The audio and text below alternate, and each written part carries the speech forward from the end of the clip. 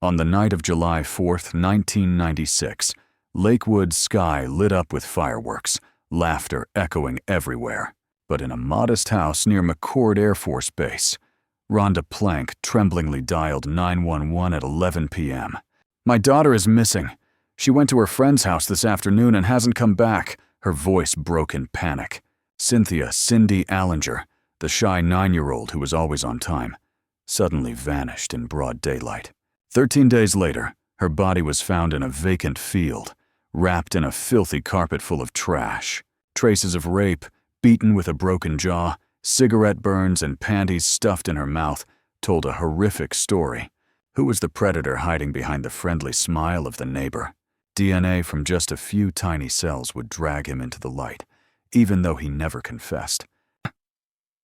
Welcome to the Case Files, where every episode is a reopened case file, and every tiny detail can change how we see justice, crime, and the people standing on that thin line between them. Today, we're diving deep into a case that's both a family tragedy and a landmark victory for modern forensic science. The moment DNA spoke for a victim who could no longer speak.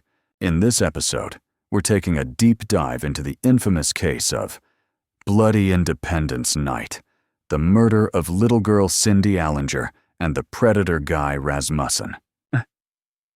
Part 1. Background and characters.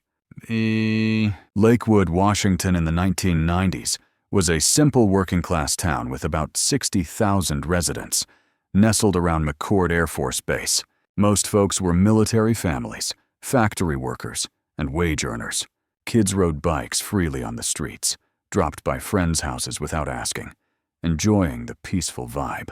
Adults believed it was totally safe. Kids could wander until dark without worry. But that illusion often hid predators silently watching from the shadows.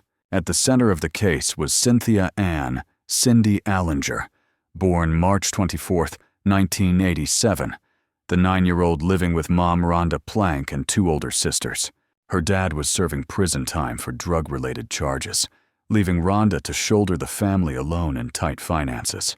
Cindy was shy, obedient, loved wearing her green floral dress with white trim, always afraid to upset her mom, and followed every house rule. Rhonda worked hard to support the kids, relying on Cindy's independence as rare comfort in their struggling life. The family lived in a small house where kids ran back and forth with neighbors without anyone suspecting.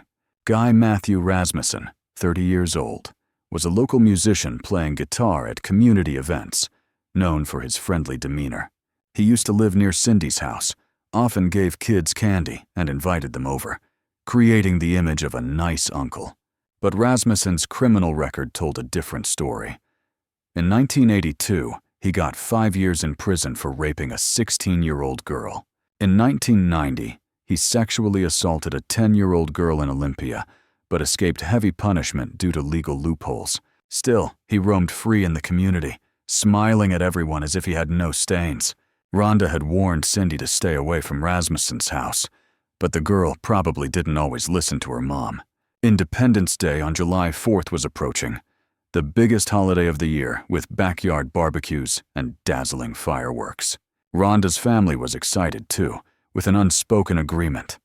When night fell and neighbors' lights came on, all kids had to be home. Cindy promised to be on time. As always, no one imagined it was her last promise. Part 2. Unusual Signs. On the afternoon of July 4th, 1996, Cindy asked her mom for permission to walk to a friend's house not far away, around 3 p.m. The sky was still bright. The festive atmosphere filled the air, kids laughing and playing everywhere without anyone noticing. Rhonda was busy preparing for the evening fireworks with her daughters, trusting Cindy would return as usual.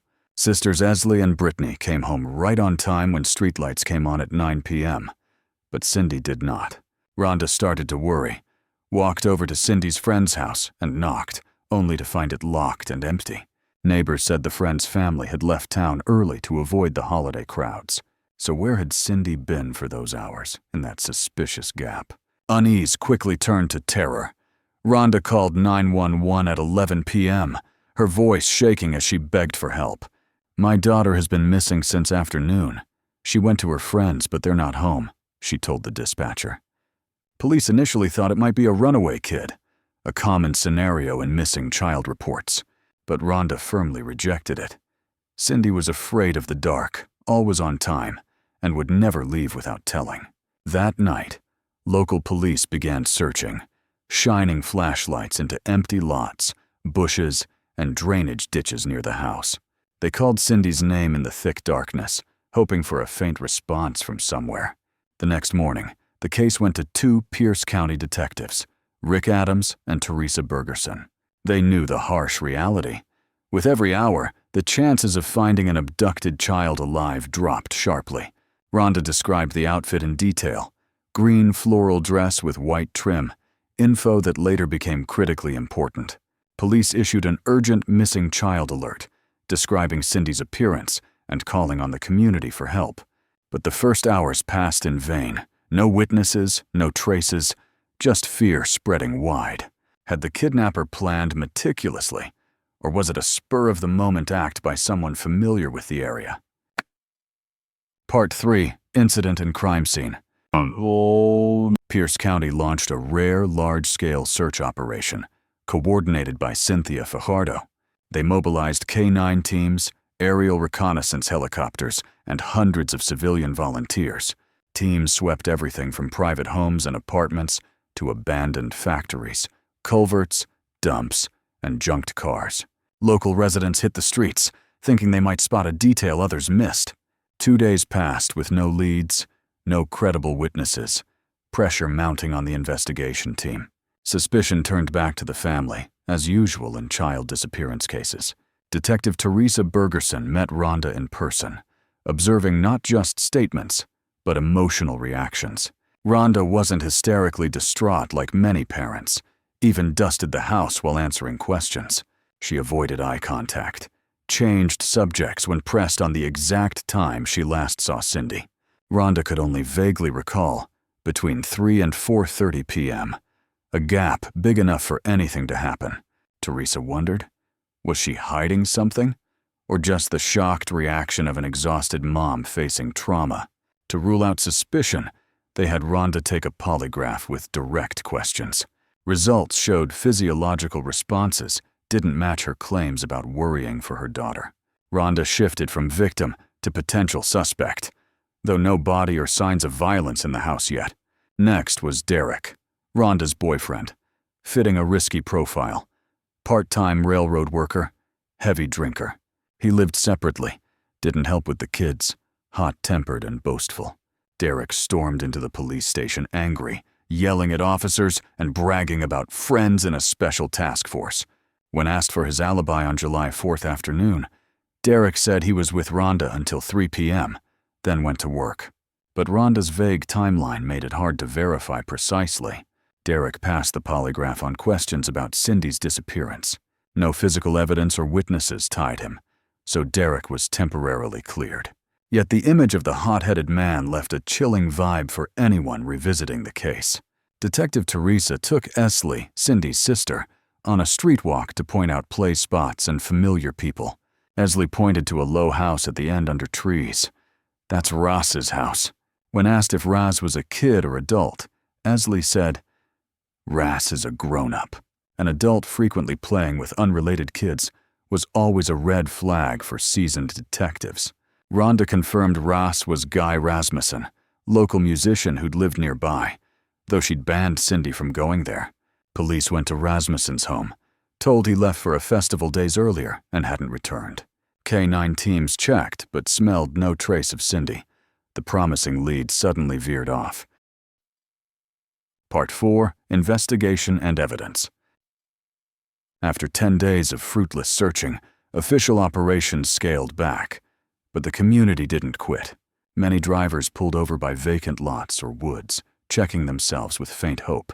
The 72-hour mark was long past, hope for survival giving way to dread of the worst fate. On day 13, around July 17th, an off-duty officer found the body in a field near the highway. The little girl's body wrapped in an old carpet mixed with trash, hard to spot at first glance. Detective Teresa arrived at the scene immediately recognizing the green floral dress with white trim on the body. Rhonda later officially confirmed it was her daughter, Cynthia Cindy Allinger. Preliminary exam showed the dress pulled up to the waist, panties stuffed in the mouth, clear signs of rape and violence.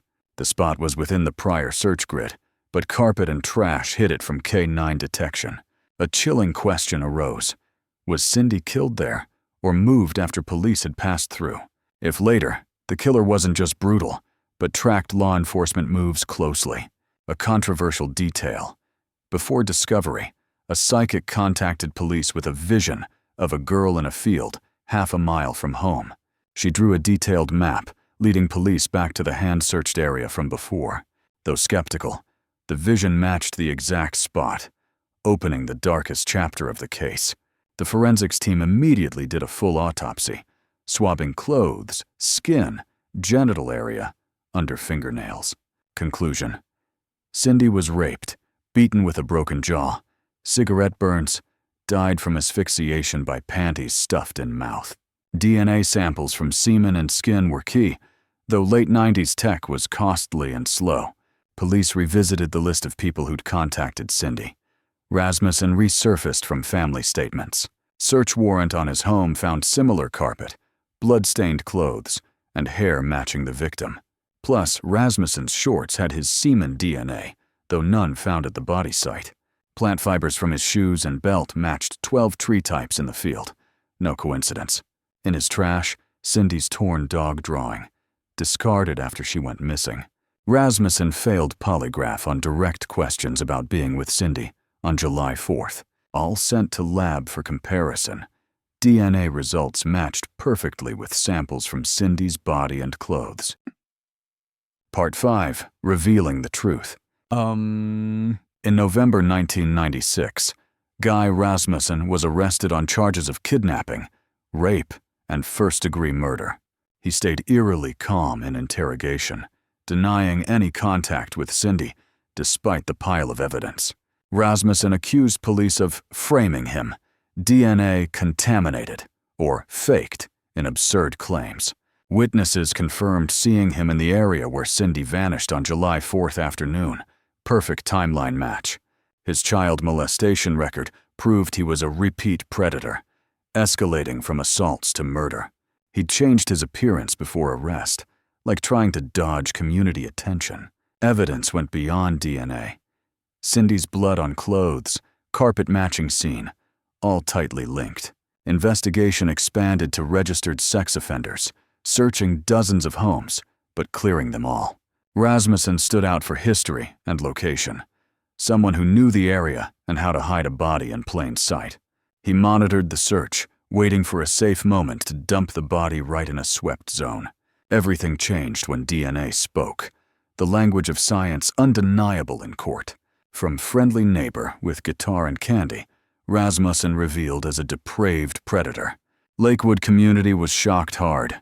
Evil doesn't always wear a scary mask, sometimes just a familiar smile. Part 6. Trial and Sentence. The trial happened in the late 90s at Pierce County Court, drawing local media and true crime shows. Prosecution built on 3 pillars: DNA from Cindy's body, physical evidence from Rasmussen's home, scene witnesses. They recreated. Rasmussen lured Cindy, raped, and killed her, wrapped in carpet and dumped in the monitored field. His behavior pattern fit a repeat predator, escalating from old crimes to savage murder. Defense attacked DNA reliability, alleging cross-contamination from Cindy's stored spleen sample near clothes.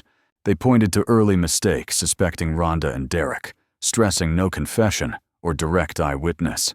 But the jury rejected reasonable doubt before the airtight chain of scientific and physical proof. In 1999, Rasmussen was convicted on all charges, sentenced to life without parole. Washington had the death penalty then. Prosecutors sought it, but jury couldn't fully agree. He'd die behind bars, no chance to return to the society that once sheltered that predator. After sentencing, Rasmussen filed endless appeals, demanding retesting DNA with modern tech. In 2014, Innocence Project backed the request, but prosecutors' confident evidence held firm. Courts denied all, affirming the chain from DNA to physicals had no significant gaps. The case became a classic example of DNA's double-edged sword, powerful conviction tool, but ripe for appeal abuse. Conclusion. Cindy Allinger's murder etched three harsh truths: kids' vulnerability to sex predators, life-saving power of modern forensics, and the thin line between peaceful community and shared nightmare. Without DNA, Rasmussen might still be a suspicious neighbor dodging justice, Cindy's family trapped in painful doubt forever.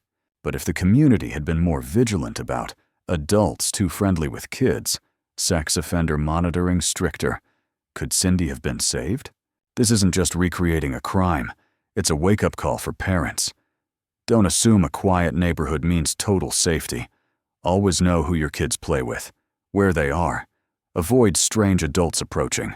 For communities, don't ignore red flags like convicts hanging around kids or blurring friendly boundaries. For the justice system, keep investing in forensics. Strictly monitor sex offenders after release. Cindy won't come back, but her name lives on in true crime shows, DNA training materials, and Lakewood memorial posts. Every retelling is the whisper of countless other kids. Don't let another Cindy die before adults wake up. Thanks for watching the Case Files. Like, subscribe, and share so justice isn't forgotten. What do you think about the psychic's role in this case? Comment below.